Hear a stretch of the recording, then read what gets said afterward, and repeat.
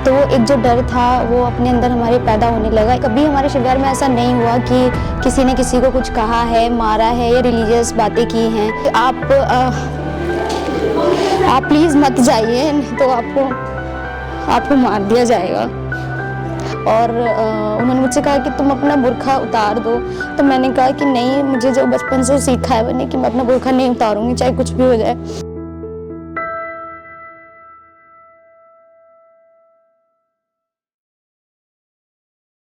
मेरा नाम समरीन अंसारी है। मैं और मेरी फैमिली 35 साल से शिवविहार में रह रहे हैं। इवन मेरा बर्थ भी यहीं पे हुआ था और मोस्टली हम सब भी बहन भाई यहीं के हैं। मतलब शिवविहार एक ऐसा एरिया है जहाँ पे एक नाम भी इतना एक है कि रिलीजियस नाम है, और इतनी प्यार मोहब्बत इस इलाके में जो है थी कि मतलब हम लोग बहुत अच्छे से रहते थे। बट एक वक्त ऐसा भी आया जब CA/NRC शुरू हुआ और हमें तब ये पता चला कि मतलब मुझे पर्सनली ये पता चला कि हम यहाँ के नहीं हैं। मतलब तो वो एक जो डर था वो अपने अंदर हमारे पैदा होने लगा। इवन हम उसका पार्ट भी नहीं थे, ना हमने कभी इतना फोर्सली चीज़ें की थी, क्योंकि हम डेली वेजेस पे काम मैं भी करती थी, तो हमें इतना पता नहीं था कि हमें कैसे करना है। इवन मैं जॉब भी करती थी। उसके बाद फिर जब ये CA/NRC का चलता रहा तो फैब में 23 को संडे था, तो हमें लगा था कि प्रोटेस्ट जो हो रहा था कि चलो संडे है तो जाना चाहिए। तो मैं बाद में वहाँ पे गई तो वहाँ पे थोड़ा माहौल ख़राब हो गया था और सब डरने लगे थे काफ़ी कि पता नहीं क्या होगा। तो उसके बाद भी हम फिर घर जा कर के हम सो गए। सोने के बाद ये सोचा कि नॉर्मल होगा। कभी हमारे शिवविहार में ऐसा नहीं हुआ कि किसी ने किसी को कुछ कहा है, मारा है या रिलीजियस बातें की हैं। बट जब मैं मंडे ऑफिस चली गई इसी गलत फहमी में कि शायद हमारे एरिया में कुछ नहीं होगा, क्योंकि एरिया बहुत अच्छा है, यूनिटी है, सब चीज़ें हैं। तो ऑफिस में मे बी 10 बजे 10:30 बजे मुझे ये पता चला कि वहाँ पे नॉर्थ ईस्ट में शिवविहार और ब्रजपुरी एंड जाफराबाद, इन जगहों पर नॉर्थ ईस्ट में मेनली कुछ मतलब दंगा होने लगा है। दंगा में लड़ाई झगड़ा होने लगा है। तो फिर मैंने सोचा कि चलो ठीक है, बाहर हो रहा है, मैं ऑफिस में हूँ, मैं अच्छे से बैठी थी, फिर भी डर था बट मैं बैठी थी। बट लास्ट होते होते फिर 3 बज गए और मुझे सबने कहा कि आप अपने घर के लिए निकल जाइए क्योंकि मेट्रोज बंद हो रही है, दंगा ज़्यादा मतलब बढ़ गया है। तो मैं डर गई कि मैं कैसे निकलूँगी बाहर। और कुछ लोग जो जमात में से आए थे तो वो बुज़ुर्ग भी थे और बहुत सारे आदमी ही थे उसमें।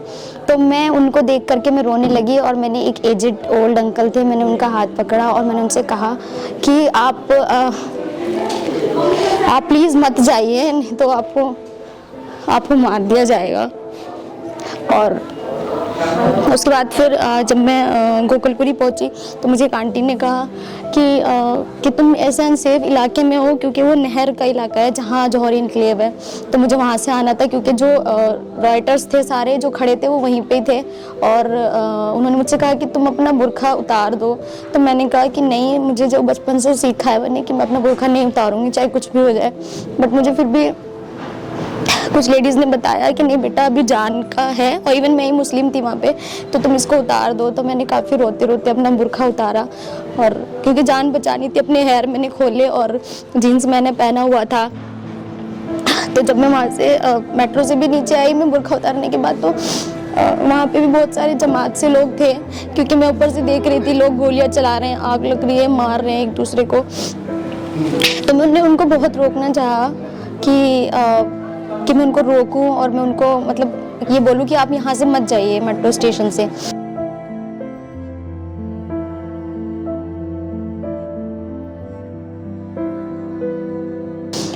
देन ये हुआ कि मुझे मेट्रो स्टेशन पर रुकने के लिए बोल दिया गया। और मेरा मैं जॉब के साथ साथ अपने स्टूडेंट्स को टीच भी करती थी, ट्यूशन।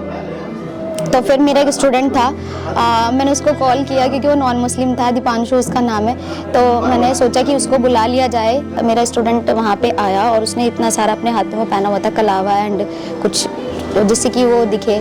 तो और वो अपनी गाड़ी वाड़ी लेकर आया और वो मुझे अपने घर ले गया, जौहरीपुर।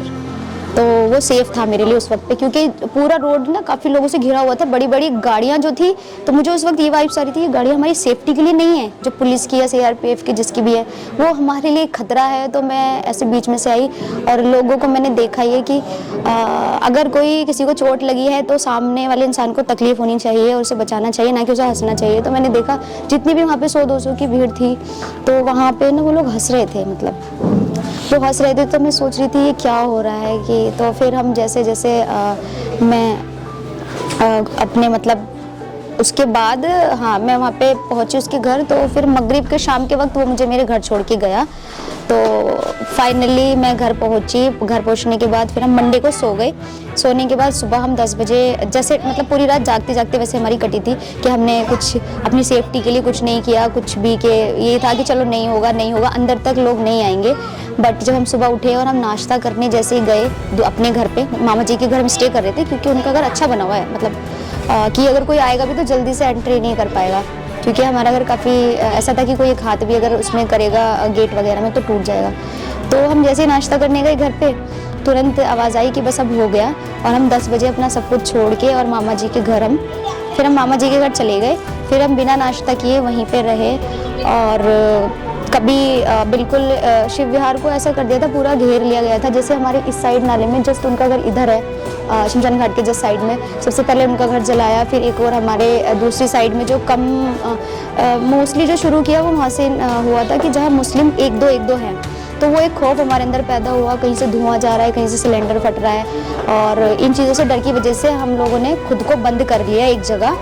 और बंद करने के बाद फिर हमारा सांस लेना भी बहुत मुश्किल हो रहा था। हम 35 से 40 लोग थे उस घर में। हमने सबको अपने घर में मतलब मामा जी के घर पे रखा हुआ था और सबको ये प्रिटेंड कराया हमने कि उस घर में कोई भी नहीं है। इवन बच्चा रो भी रहा था, कोई बच्चा रो भी रहा था, तो हमने उनके मुंह पे दुपट्टा रखा, उनका मतलब उनको समझाया कि हमें कोई शोर नहीं करना है, हमें सबको ये दिखाना है कि मतलब इस घर में कोई नहीं रहता है। तो ऐसे ही फिर मंडे की रात हम लोगों की जागते जागते कटी और डर में और खौफ में लोग हमारे गेट बजा रहे थे, गंदी गंदी गालियाँ दे रहे थे और बहुत कुछ वो बोल रहे थे कि हम ऐसा करेंगे वैसा करेंगे, अपने MLA को बुलाइए वो आपको बचाएगा। और इनको तो सबको हम मतलब कुछ अजीब गंदे गंदे नाम ले रहे थे वो हमारे मतलब नबी का और हमारे बुरखे के बारे में, और बोल रहे थे और जाओ CA/NRC में, तुम्हारे साथ यही होना है। खैर एंड में बस यही था कि हमने उम्मीद छोड़ दी थी कि हम लोग बचेंगे। और पूरे जो आसमान था बहुत ही वो काला था, एकदम काला कि हम सांस भी नहीं ले पा रहे थे और हमें लग भी रहा था कि हम बचेंगे। और कभी हम छत पे ऊपर जा रहे हैं कि वो नीचे से गेट बजा रहे हैं हमारा, और कभी हम ऊपर से कि वो हमारे साइड में से, क्योंकि साइड का हमारा चारों तरफ का जो एरिया था वो जल गया था, बहुत कुछ फट रहा था, बहुत आवाज़ें आ रही थी। तो हमने सोचा अब हम नहीं बचेंगे और दंगाई हमारे घर के बाहर ही खड़े थे। तो फिर थोड़ा सा ये ख्याल आया कि हमें ना सरेंडर कर देना चाहिए, बिकॉज सरेंडर मीन्स कि हम सामने जाएं और हम माफ़ी मांगे अपनी चीज़ों के लिए जो कि हमने नहीं किया कुछ भी, और एक रिस्पेक्ट और एक इज़्ज़त के लिए, क्योंकि हमारे साथ मैक्सिमम सारी वुमेन्स ही थी। तो हमने सोचा जब मरना ही है तो यहीं जलकर और रिस्पेक्टफुली हम मर जाएंगे। तो फिर जब हमें थोड़ा फील हुआ कि हाँ दंगाइयों की आवाज़ नहीं आ रही है, तो हमने एक मौका देखा और मैंने पहले आके नीचे गई, मैं नीचे जाके पहले मैंने अकेले ने चेक किया कि बाहर कोई तो नहीं है आसपास ऐसे, तो वहाँ पे कोई नहीं था। फिर गेट खोला, सबको 1 बाय 1 वहाँ से निकाला, और निकालने के बाद जब हमने देखा तो हम ही नहीं, हमारे जैसी मेरे ख्याल से 300 लोग होंगे जो कि उस वक्त वहाँ से माइग्रेंट कर रहे थे, मतलब जा रहे थे। तो हमारी जो गली थी जस्ट शमशान घाट के बिल्कुल बराबर वाली, वहाँ पे सारा कुछ जल रहा था बहुत बुरे तरीके से, और हम लोग उसी पर ही पैर रखकर हम गए थे, और जिसमें हमें भी चोटें आई थी और मेरी बहन का भी पैर जल गया था। और मतलब बहुत बुरा एक मंजर था कि सब कुछ जल रहा था, सारे घर बेकार हो चुके थे। हाँ, धीरे धीरे क्या हुआ कि मुझे कुछ लोग ऐसे मिले जो कि एजुकेटेड थे, जो कि जामिया से थे एंड केरला से थे, जिन्होंने मुझे बहुत समझाया और मेरी स्टडी मुझे कंटिन्यू करने के लिए कहा, और मेरी 1 बाय 1 मेरी काउंसलिंग की बार। तो मैंने अपनी स्टडी ज्वाइन की, बट मैंने एक फ़ैसला लिया था कि अगर हम एजुकेटेड होते तो हम सवाल कर पाते कि हमारे साथ क्यों हुआ। सो तब से मैंने ये सोचा है कि एम्पावरमेंट और एजुकेशन में मुझे कैसे भी आगे जाना चाहिए, मेरी एज जो भी हो, और उन्हीं लोगों पर काम भी करना है। और सबको कॉन्स्टिट्यूशन मेरा एक प्रायोरिटी पर रहता है कि कॉन्स्टिट्यूशन सबको पता होना चाहिए और इक्वालिटी।